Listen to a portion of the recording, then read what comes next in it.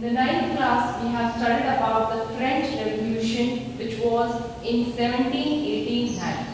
From the French Revolution, we had a spirit of nationalism. We know that monarchy was abolished and constitution was made, France was made a republic. Now, what do we mean by the word that is nationalism?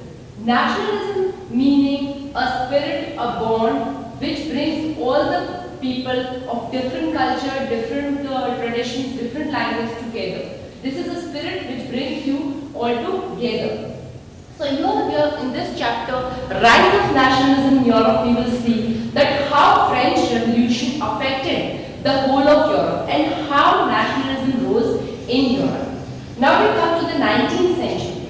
19th century, what happened? Nationalism was posed after the French Revolution. When monarchy was abolished and France became a republic, people were filled with the energy or with the spirit of nationalism. They fought for their rights. The men, the women, all the people were fighting. Because we know that in the French Revolution, which we have studied in class 5, we had estate system. Their division of caste was done in the society, the division of estates was done in the society. We had the clergy class, the nobility, and third, the remaining peasants. So in 19th century, nationalism was forced on people. Now what was the end product of it? When nationalism was forced on people, the end product became that a nation state came together. Nation state means a state where every people live together in a nation, being one. Here we come, meaning their unity. And different people of different culture, different traditions come together and make a nation state. So here also by forcing nationalism in the 19th century, the end product was that there was an emergence of nation state. So here you get a new word, that is nation state. Nation state means a state in which different type of people live together, different type of people with different cultures, different language, religions, different cultures live together. It is called a nation state. Now it replaced multinational dynastic empires of Europe. Now when the nationalism was forced on people and when nation state emerged, what happened? It replaced the multinational dynasties. Means the dynasties which were there at that time, the different dynasties, the different provinces which were there at that time were replaced by these nation states. Before the nation state, the concept of modern state was already there. Now, before the emergence of nation state, we had one more concept, that was modern state. Now, what is the difference between modern state and nation state? Nation state, as I firstly said, that a state where all the people live of different cultures, different languages, different religions. And modern state means here people are working or economically, socially they are connected to each other. So here is the difference between nation state and modern state. We had firstly modern state in Europe, but then emergence of nation state happened. Nation state emerged in the people, and why was it necessary? Why was it firstly? Because of nationalism, the spirit of nationalism which was growing day by day in the people. The French Revolution paved way for modern nation state. Now, this French Revolution had a very huge effect on the rise of nationalism in Europe. Because monarchy was abolished in France and France became a republic, it made its own constitutions, its own rules and regulations. So, the rise of nationalism in Europe was much affected by this French Revolution. It paved a way and a new state, means a modern state and nation state came into emergence. Then we have the features of nation state. We have studied the definition of nation state. Now what are the features, what are the characteristics of nation state? The features can be, the features we are going to study here is, first, features of nation state is sense of common identity. Now if you are living in a nation, if you are living in a country, then you should have a sense of common identity. Your father, my father, everyone, every people, every person has a common identity. That if I am living in India, you are also living in India, then we have a common identity that we too are Indians. So, a sense of common identity. The first feature will be a sense of common identity. That no difference on the identities, we have a common one. I am Indian, you are also Indian. So that is a common identity. Second, a shared history. Shared history means you also have the same history as I have. I am living in India, India is having the same history as my India is having and your India is. So we should have a shared history in a nation state. Okay, when history is shared, where the past events, all these are same. Third, we have struggle. Now struggle means we have been seeing that many revolutionaries fought against the French Revolution, abolishing monarchy and making it a republic. So they had to struggle for that, and lastly the third estate, that was the remaining peasants, had to struggle the most for their rights and duty. So struggle is also important for the future of nation state. Now we come to a point here, that is French Revolution and the idea of nation. That how French Revolution affected the idea of nation, the idea of nationalism. It was first clear expression of nationalism, means it was first clear that nationalism was expressed. Expression of nationalism, we know that freedom of press, newspapers, this was given in French Revolution. So you can express your nationalism because people started feeling with a spirit of nationalism.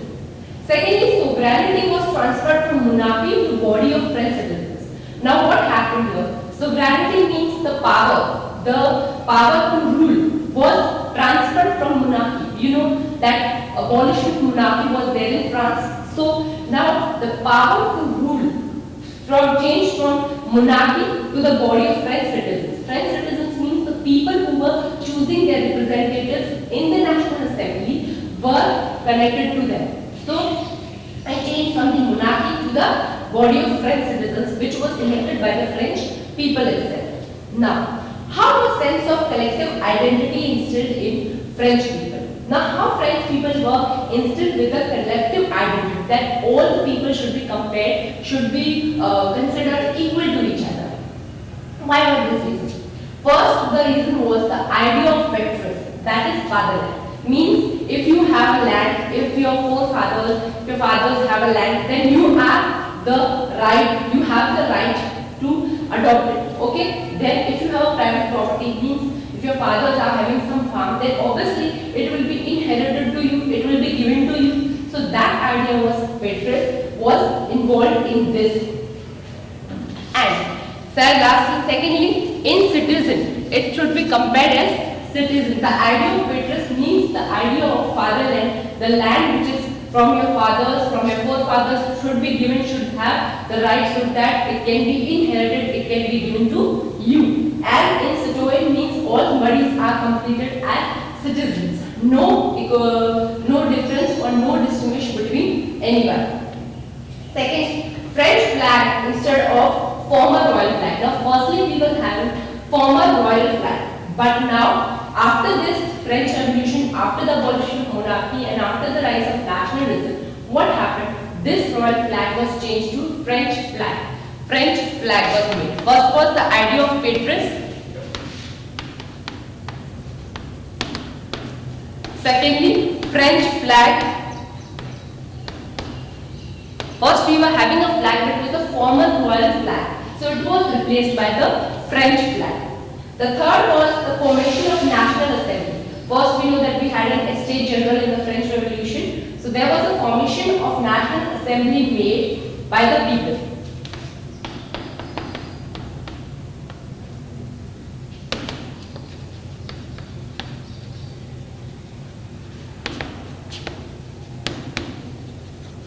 As we earlier know it by the Estates General. So it had the formation of National Assembly. The fourth point was the centralized administrative system. Centralized administrative system means all the powers were given to the elected people, elected representatives who were chosen by the people. Centralized means centrally powered. Centralized administration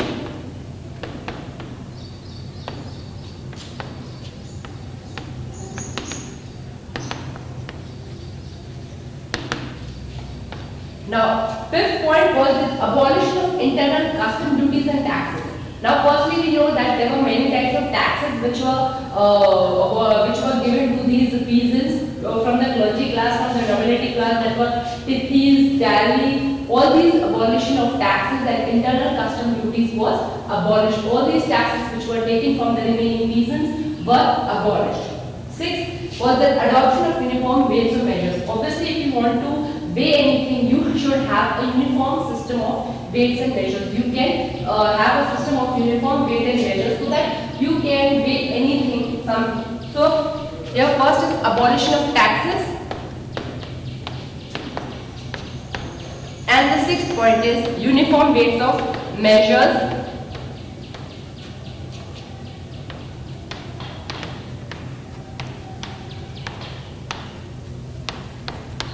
Uniform weights and measures system was used. Seventh point, the regional dialects were discouraged. Now, the dialects means the printings, the press or the newspapers which are printing the types of religion, anything to religional, means regional, which are creating regional diversities among people. These were discouraged. Many people writing about their own systems, their own regions, their own caste, so that was discouraged. Eighth was that French was made a common language. Why was these steps taken? These steps were taken to instill collective identity in the people of French. So French was here made the common language. And ninth point was new hymns were composed. Like we have new patriotic songs, new songs. These were hymns were compared and oaths were taken. Now we have the spread of nationalism. How this French Revolution and how these steps were preventive or effective in the idea of nationalism or the spirit of nationalism. Spirit of nationalism, that was that the French revolutionaries, we saw in the French Revolution that there were many French revolutionaries which went on the mission of free of people of Europe from despotism, and thus new events in France soon reached to different cities of Europe. Now, what these French revolutionaries did? These French revolutionaries, obviously they wanted to abolish monarchy and they wanted to make France a republic. So these revolutionaries, they went on a mission to free people of Europe, so that all the people should be freed from despotism. Despotism means unrun rule. And we can say monocracy, autocracy, all the peoples, all the taxes, these should be all be abolished to free people of Europe. These French revolutionaries went into a mission, and a new of events, a number of events were held, and soon it reached to different cities. Different cities, which were these cities? These cities like Holland, Belgium, Switzerland, Italy, all these events, they reached to different parts of it. Why? Because these French revolutionaries wanted to free people of Europe, and they wanted to instill them in the spirit of nationalism. They wanted that people should think about their nationality, about their nationalism. So here also we have class 9 we have studied about the Jacobin Club. Jacobin Club, which was the most important political club which was created, also became forceful. Now we had a military dictator. We studied in class 9 that in French Revolution when abolition of monarchy was possible. Then a military dictator, which was Napoleon Bonaparte, came into place. Napoleon Bonaparte also did much for the French people, but he also did much more for his own rule. He was in stand of the French people, but he wanted to spread his rule so that all the people should respect him, should give him respect. So Napoleon Bonaparte was first a military dictator, everyone knows. French military leader. He was destroying democracy in France. He overthrew the democratically government and he took the charge of France. Then he established a Napoleonic code, that is civil code, that in 1809. Now Napoleon Bonaparte, what did he do? He made a code, a civil code, which was in 1804. Okay, so Napoleon, as being a military dictator, overthrew the democratic government which was chosen by the people. He himself became the ruler of France, and then what did he did? He took out a Napoleonic code, a civil code. 1804, he started Napoleonic code. Now, what are the features of this code? reaction of the people to this code. First was that the common national currency. Okay. First we know that different nations had different currencies. So what did he do? He made common national currency. Means if each nation will have different currency, then it can be a bigger problem. So what did he do? He made a common national currency. So the first feature of this civil code was that he common national currency.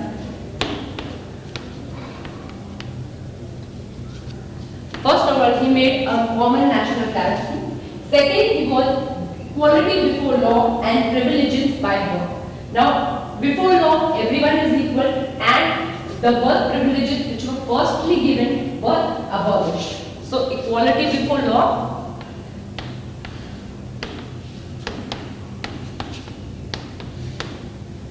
and privileges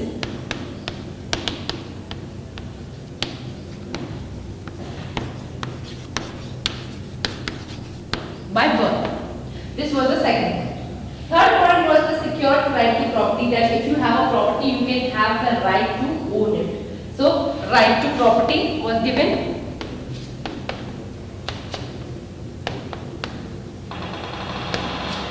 Fourth point, we have abolishing feudal system. Abolishing feudal system first also we studied in class 9 French Revolution, that feudal system means engaging the clergy, the nobility class. What did they do? They forced the peasant class to come and work on their lands because they themselves did not work on the land, but they had bondage in it. So this was abolished. Feudal system was abolished.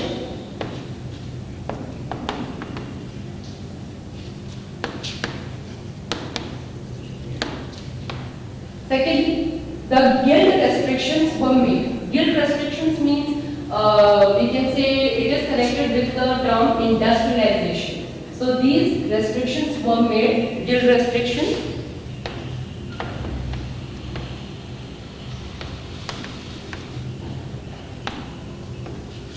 Secondly, we had transport and communication. Obviously, if you want to communicate with each other, if you want to transport facilities so that you can export raw materials from outside countries, or you can import them to other countries, then you need good transport and good communication.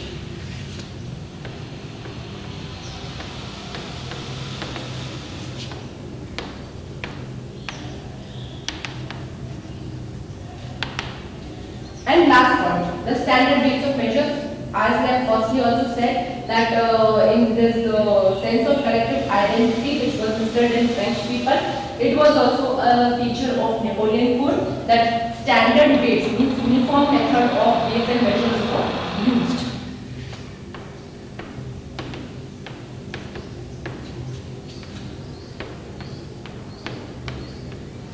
So these were the features which were in under the Napoleonic Code, which was made in 1804.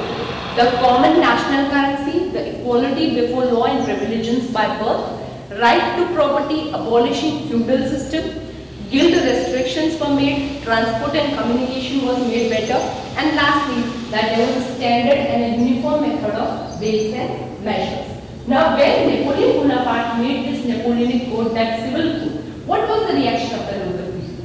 The reaction of the local people was the countries welcomed French armies as the harbingers of liberty. Now, whenever French people went to the other countries, the other cities, people welcomed them. Why?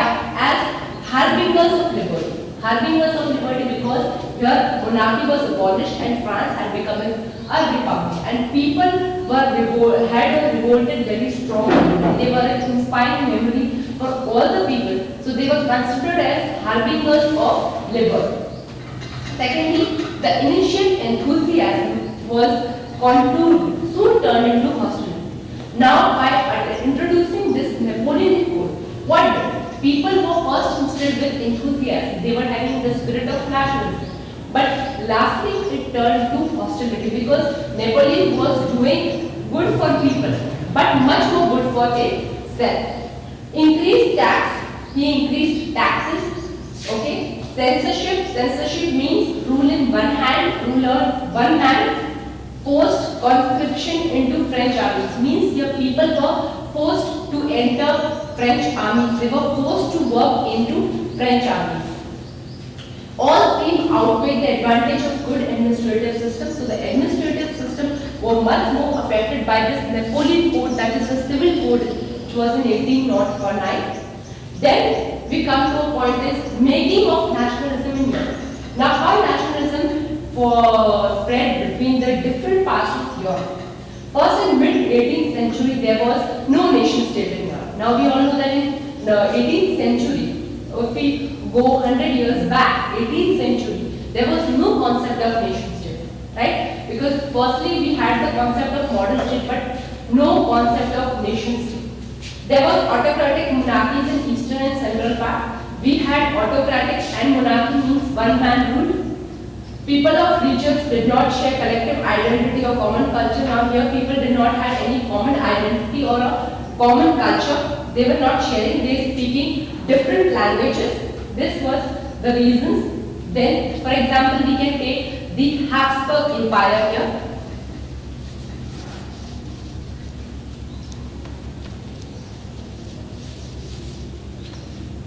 So the mapping of nationalism in Europe, we had no nation state concept. We did not have, we had aristocratic or monarchies in Eastern and Central Europe. Then people of region were not sharing a collective identity. They were speaking different languages. For example, we can say Habsburg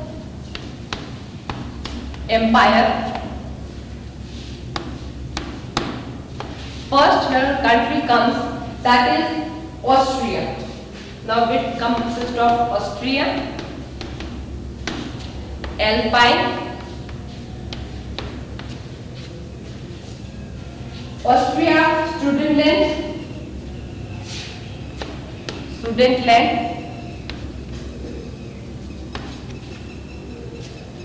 Bohemia,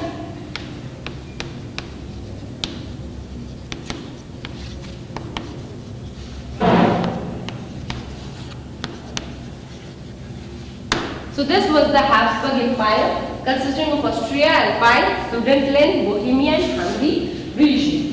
So what was this? That such difference did not easily promote sense of political unity. Now you know the different differences were there. There were autocratic monarchies, there was no nation state concept, then the people were not sharing collective identity, they were having different languages, they were speaking different languages. So this difference cannot easily promote the sense of political unity, the sense of nationalism.